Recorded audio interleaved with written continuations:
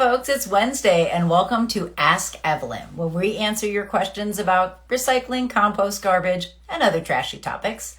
I'm your host, Becca Fong, and I'm so excited to bring you the episode this week about downsizing your duds. What do you do with we're helping you stitch together what to do with all of your old textiles. So, guys, every week, and this one came in from you guys, and we're really excited to talk to you about it. And here's Pat logging on. He's my co-host for the week. Hey everybody, I'm Pat Kaufman. Nice to be here. I'm the Commercial Recycling and Composting Program Manager for Seattle Public Utilities. Happy to join you, Becca. Thank you. Fantastic. All right. So, this is all about downsizing duds. What do we do with our textiles? So, and Pat, we've got a really good question this week. Yes, we do. I'll go right to it. So the questioner writes, hey, Evelyn, you'd have thought that a year into the pandemic, I would have gotten through all of the random stuff in my closet, but I'm down to the worn out clothes, old sheets, and shoes that I don't think anyone would want. I don't want to dump them on a thrift store since they're torn and worn out. What are my options? Thanks, Seneca. So what's a quick answer for Seneca there, Becca? All right. So the quick answer is you can take them to a participating thrift store, but I think it's super great for you to think about not wanting to drop stuff that they can't use. Right. Luckily, all of our local thrift stores are part of a program called Thread Cycle that can take that worn out textiles and actually, if they can't be sold, they can be actually recycled into a variety of things that we'll talk to you about here in a second. The things that they will not take is they won't take things that are wet, mildewed, contaminated with chemicals, or moth-eaten or bed bugs. Right. Because that's just right. gross. Basically anything that's soiled, you just want to be thoughtful about it and not hand off those disgusting, gross, dirty, soiled items. So yeah, that's the deal. But Seneca, it sounds like all the stuff that's in your closet, that you've got your clothes, your sheets, some shoes, definitely you can take those to one of our participating thrift store partners, which is pretty much everybody, right, Pat? We've got, Goodwill, oh, yeah.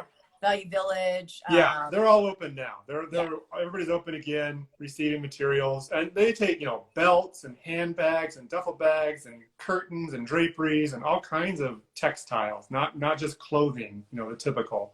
It's like lots of stuff. So it's pretty cool. I mean, they'll take it, they'll take all kinds of different things, and we're definitely going to have a link to the website. So this program Thread Cycle is a partnership with King County, and then of course the local thrift stores.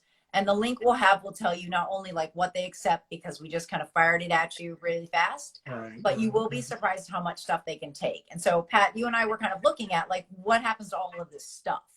Yeah, well, most of the thrift store companies, the organizations, they have an intake process where they have staff, trained staff who are there to help grade the material to decide if it's actually, nice enough to put out on the floor and try and resell as a shirt or a garment or something. Or they might kind of decide it's actually, this is a nice item. It's so nice we might actually try and sell it via our eBay account or something like that. Right. So they sort of upsell some things. But the things that are torn or have rips in them or they're just worn out, they will, what they call in the industry, ragging them out is an option. They have a couple options.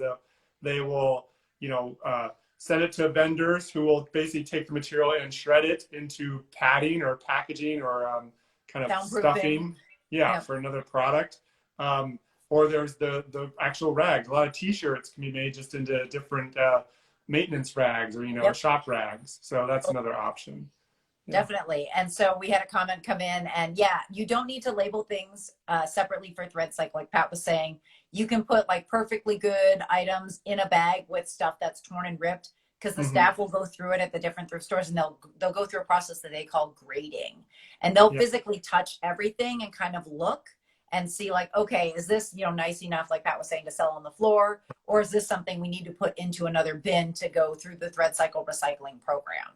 So it's a really good question. And I remember even when the program started, I'm like, really, should I separate them? And I was talking, we've talked to the folks at all of the thrift stores, and they're like, nope, that's part of our process. Right. We go through all of that material. I think, there's one thing about it I'm not 100% sure on. I think that at the stores, when you donate, like at a Goodwill or they might take some of those materials and move them right onto the store floor. I'm not sure about that. But I think the majority of the material that's donated at any site goes to their centralized sorting and grading location, which for Goodwill is down there off Dearborn Street. But It's a fascinating tour to see all of the different products. I mean, think of everything from electronics to books to, you know, all kinds of housewares and clothing and shoes and whatnot. And they have a whole section of single shoes too that they try Yeah. and match up actually. So there's a whole process that your things can go to. And people ask me, I have to launder all of my stuff before I donate it. It certainly is the most considerate thing to do. Yeah. You know, they would Gross. appreciate it. But it's all about, you know, how worn or soiled was it when you last wore it. If it's an old jacket you're taking out of your closet and you haven't worn it in a while, you don't need to run that through the laundry. It was, you know, you were prepared to wear it, right? Yeah, You just hadn't. exactly. But if it was something that, you know, your kid just wore to a soccer match and it's totally, you Yeah. know, grass stained and dirty, Yeah. run that one through. Yeah.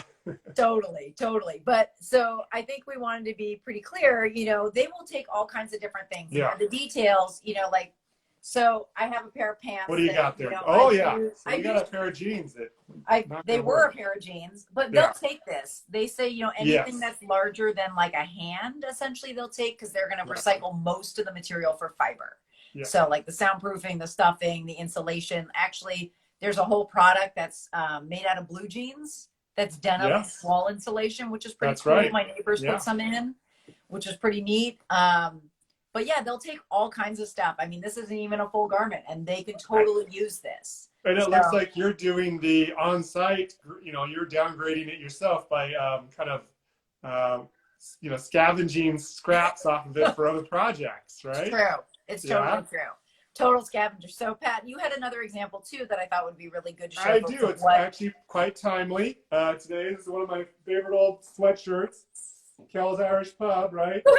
So as you can see at the bottom, it's covered in paint splatters, and it's my project sweatshirt, right, for painting and stuff. So that's the other downgrade y'all want to do is like just try and use your clothes Right. for as long as you can get use out of them, and take care of the clothes that aren't paint splattered yet by wearing your paint sweatshirt. You know, Yeah. I mean, I have a number of paint splatter shirts, unfortunately, I have some of because those too. you know I didn't grab my sweatshirt when I should have. But so you know that's the other thing that kind of happens to all of us is like you know you let a little food stain or some other project stain happen to a piece of clothing, and therefore it's not top tier you know garment anymore. It's now you know below that level, and now it's just for projects or whatever. So taking care of your clothes is part of that, like getting the most life out of your clothes, you know. Totally. Absolutely. And one link that we also added kind of on that thread, we've talked a little bit about it in other shows, is kind of being a conscious consumerism when it comes to clothes. And Yeah. so there was a really good NPR Life Kit episode Mhm. about that. And we'll link to that in the show comments because it was pretty fascinating. It was a good way to think about getting the most out of your clothes, how to use them properly, buying stuff that's new to you, Right. that's pre-owned, and how that all really helps lessen your impact on the environment. It's So- kind of like food. You know, you can kind of do the junk food thing sometimes, and you can do the junk clothes thing sometimes. When you're a tourist and you're down in the waterfront and they're like 2 t-shirts for $5. Well, guess why they're $5? Because they're going to shrink in a really crazy Yeah. shape after you wash them once. I mean, you know, there's a lot of like low grade clothing out there. And if you can kind of keep that to a minimum and buy quality stuff, or at least things that you know are going to work for you for a while, that's a better route to take and get more life out of the clothing, you know. Definitely. I mean, we got a lot to talk about on this topic, and we'll definitely do a future episode on kind of conscious consumerism Yeah. when it comes to clothes, and maybe get Right. some guest speakers to talk to us about some of those things as well. But we're at the part of the show we talk about our weekly waist tip, and we're kind of getting there, and it goes with my my partial pants here. Right. My See? weekly waist tip is kind of making things last longer, and definitely one thing that I like to do is take old clothes, especially jeans are really good for this, and making them into patches. Oh yeah. So it's kind of hard to see on the little screen, but it's a patch for an apron. My daughter has this apron that we scored from a free table, but she wanted a pouch on it. That's a and- double plus. Yeah. Double plus. And this pocket where these cute little foxes are, this actually was ripped, which was part of why these pants were, you know, no I longer see. usable. But it's Okay. really cute and really sweet. And, you know, we were able to use this a whole bunch more. So that's my weekly waist tip, is to find ways to kind of creatively patch your clothes with patches that you already have. Because I've definitely seen, you can buy fancy ones too, but I'm all about using what you have on hand. So. Well, my tip is similar, trying to get more life out of clothing. And that's just, I just darn my socks. I mean, I'm just a person that, ends up with holes in my socks for whatever reason. And I take out the needle and thread. And this has like, thread hanger. I'm not like a seamstress at all. It's functional. It's like close Right. the hole. That's the deal. Exactly. And I can manage that. I can sew that much. So that's my tip is, socks are, I mean, the rest of the sock is in great shape. So, Yep. we're going to get more life out of those socks by darning the holes in the toes. Definitely. I think, just make it work. There's lots of fancy things That's that right. you can do, and that's right on if you guys are down for that. But also don't be intimidated and just grab a needle and thread and get to it and, get a little more time out of that. So That's right. That's good.